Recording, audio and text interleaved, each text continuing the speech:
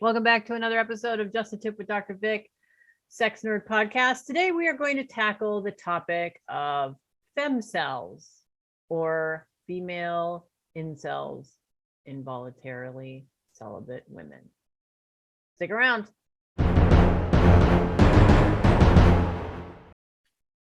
Hey everybody. So I was recently made aware of, and I'm actually kind of surprised that I wasn't aware of this sooner, of a group of women online. You see them on TikTok, you see them in like private spaces, private groups, etc., that are known as femcels.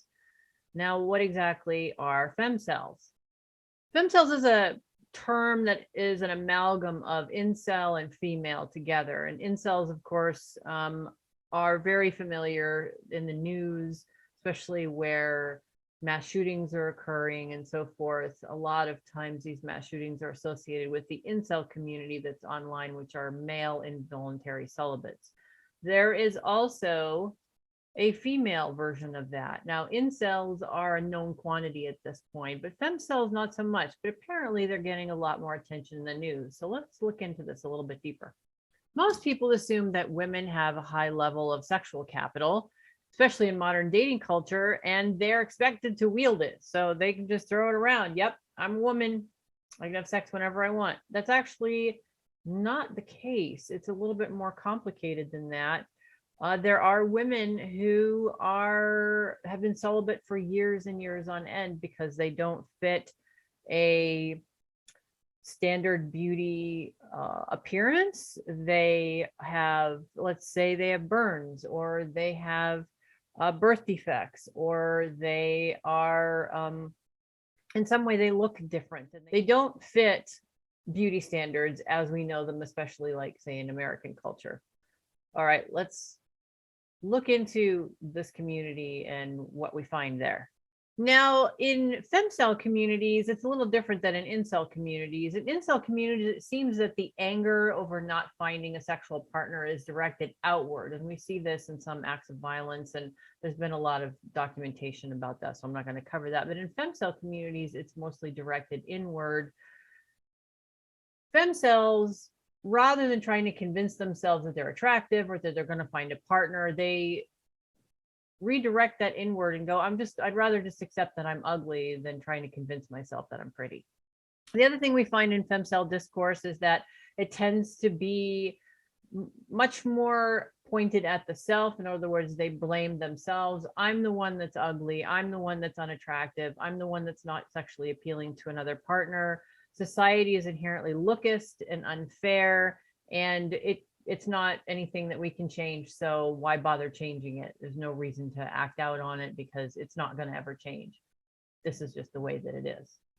Now on Reddit, when there was the True Femcels group, they had over 25,000 members when it was shut down. So a significant portion in this group were self-identified female involuntary celibates. Some of these groups had discussion topics such as looks maxing, which is how they can use soft makeup, or soft changes to their appearance, which is makeup, or hard, which is plastic surgery.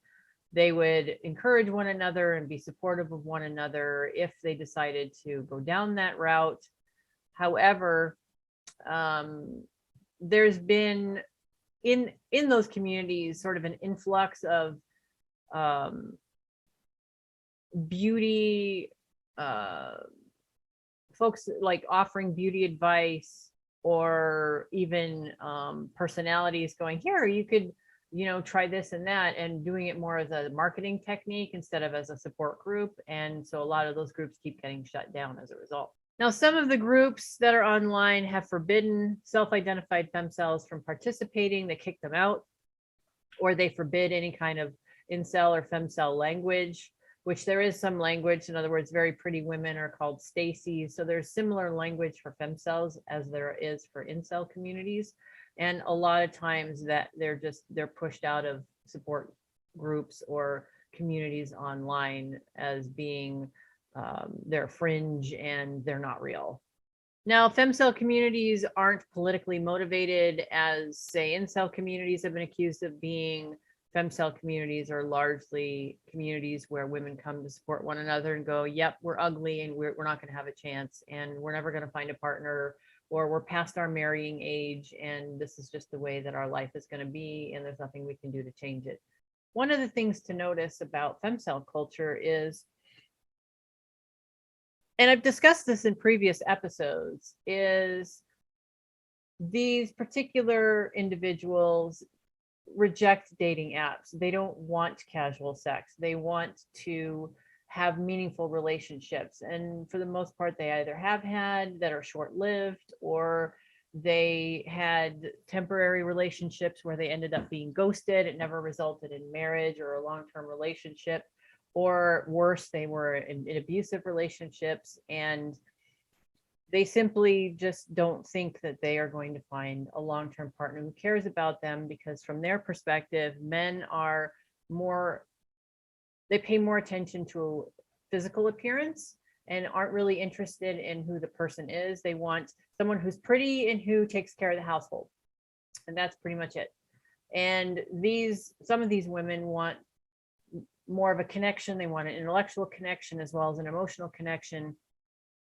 And the current dating culture, especially casual dating culture, just isn't something that they're interested in pursuing because it leaves them feeling even more empty and used and so forth. So I want to cover that a little bit simply because I think it's important to note that not everyone wants to have anonymous casual sex and not everyone is into hookup culture, and that's okay. So let's talk about that for a little bit. Now, one of the positive things about, in fact, in Femcel culture is that a lot of the women who are self-identified involuntary celibates throw themselves into work, friendships, healthy habits like going to the gym or becoming part of, like, say, walking groups or hiking groups or other kinds of groups.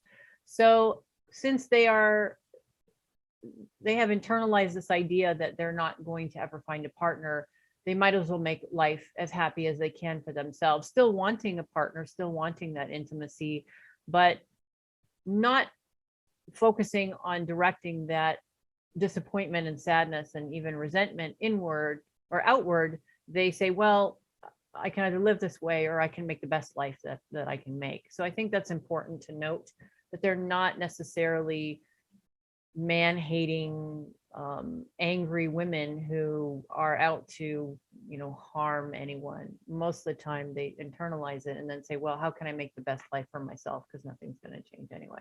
And now the other thing is, you know what? It's okay to not want to indulge in hookup culture. It's okay to not want to have casual sex. It is okay to want to have someone who sees you for who you are. And we just had a conversation about that last week with Dr. Jim Jobin, and I've mentioned that on several occasions in my podcast, that, you know what, casual sex isn't right for everyone, and that I think it would be great for us to strive towards more connection. Casual sex is fine if you want to have it, and it's okay to want to have a greater connection with someone. And in Femcel culture, it seems to me, from what I've read anyway, that that's a focal point, is I want to have a meaningful connection. And because I'm not pretty, and in some cases because someone, let's say, is over 40 or over 35, and the people that would be in their age group aren't interested in them, they want someone that's younger, they feel invisible. And,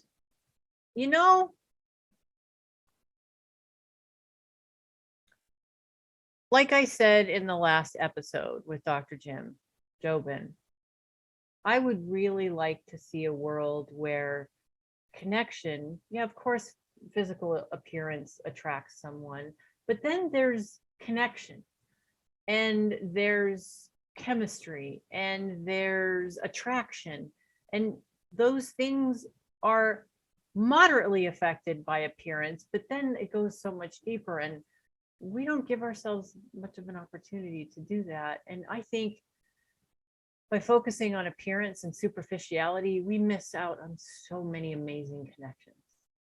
And then what do? We busy ourselves with our careers or our children or hobbies, what have you. And then, we get so busy that we don't make the time to connect anymore. And I would really love to see a world, and I'm going to keep advocating for it. I'm going to keep saying it on this podcast, where we take the time to get to know each other. And yeah, appearance is important, and so are a lot of other things. And I hope that we can find our way to connecting in those ways, because I think there are a lot of really great people out there that aren't being given a chance. With that, I'm going to wrap up for today. I'm going to post the articles that I was referring to in this podcast in the description. And as always, thank you so much for joining me on Sex Nerd Podcast, Just a Tip with Dr. Vic. I will see you next time. Bye.